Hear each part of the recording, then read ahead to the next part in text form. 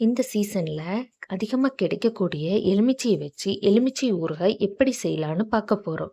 இது காரசாரமான தயிர் சாதத்துக்கும் இது ஒரு பக்காவான காம்பினேஷன்ல இருக்கும்.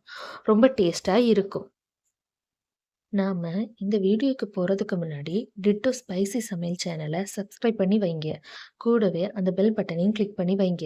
அப்பதான் நான் போடுற வீடியோ உடனுக்குடன் உங்களுக்கு தெரிய வரும். முதல்ல இந்த ரெசிபி பண்றதுக்கு லெமனை எடுத்துக்கோங்க. இத நல்லா வாஷ் பண்ணிக்கிட்டு முழுமையா குக்கர்ல போட்டு வேக வைக்கணும். இதுல நான் சொல்லியிருக்கிறது போல ட்ரிக் அண்ட் டிப்ஸ ஃபாலோ பண்ணுங்க. அப்பதான் இந்த லெமன் ஊறுகாய் கெட்டு போகாம சூப்பரா இருக்கும். லெமன் ஊறுகாய் நம்ம வெயில்ல வைக்காம கெட்டு போகாம இருக்கிறதுக்கு தான் நம்ம இந்த வீடியோல பார்க்க போறோம். இப்ப இது முழுமையா வெந்தாச்சு. இது சூடு ஆறதுக்கு பிறகு சின்ன சின்ன துண்டுகளாய் நறுக்கி எடுத்துக்கிட்டு, அதுல கொஞ்சம் கூடி உப்பு சேர்த்துக்கணும். ஏன்னா, நம்ம முதல்ல குக்கர்ல செய்யும்போது உப்பு லெமன் தோலில் இருக்கிற கடுப்புத்தன்மையே போகும்.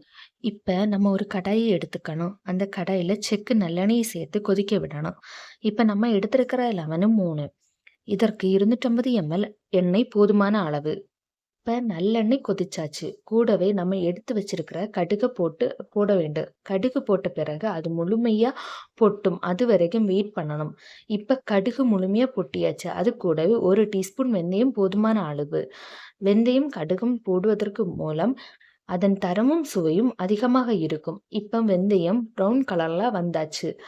இப்ப நம்ம எடுத்து வச்சிருக்கிற 10 பல் பூண்டையும் சின்னதாக நறுக்கி அது கூடவே சேர்க்க வேண்டும். பிறகு காய்ந்த மிளகு ஒரு 5 காய்ந்த மிளக பிச்சு அதுக்குள்ள போட வேண்டும். இப்ப இதனை ஒரு முறை நன்றாக கிளறி விட்டு அதன் கூடவே 1/2 டீஸ்பூன் காயப்பொடியை சேர்த்து வதக்க விட வேண்டும்.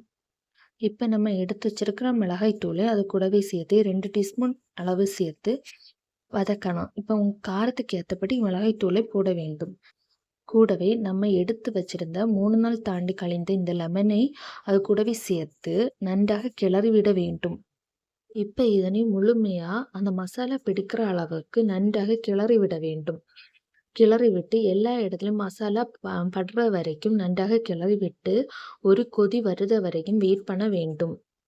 இப்ப ஒரு கொதி வந்து விட்டது. இது கூடவே நம்ம எடுத்து வைத்திருக்கிற நாட்டு சர்க்கரை சேர்த்து கலந்து விட வேண்டும். நாட்டு சர்க்கரை இல்லைன்னா நம்ம சீனியை கூட சேர்த்துக்கலாம். இப்ப 10 நிமிஷம் ஆச்சு. இப்ப இதனை திறந்து பார்த்தால் நல்ல மணமாக இருக்கும். நல்லா பாருங்க, எண்ணெயெல்லாம் பிரிஞ்சு ஒரு நல்ல மணமாக இருக்கு. இதனை அப்படியே விட்டுட்டு மறுநாள் அதனை எடுத்து சர்வ் பண்ணலாம். அருமையாக இருக்கும். இந்த ஊறுகாய் நம்ம ஒரு கண்ணாடி ஜார்ல அல்லது பீங்கான் பாத்திரத்துல வச்சு எத்தனை நாள் வேணாலும் எத்தனை நாள் வேணாலும் ஸ்டோர் பண்ணலாம். கெட்டு போகாது. ஓகே ஃப்ரெண்ட்ஸ், இந்த வீடியோ உங்களுக்கு பிடிச்சிருந்ததுன்னா மறக்காம நம்ம டிட்டோ ஸ்பைசி சமையல் சேனலை சப்ஸ்கிரைப் பண்ணுங்க. Thank you friends.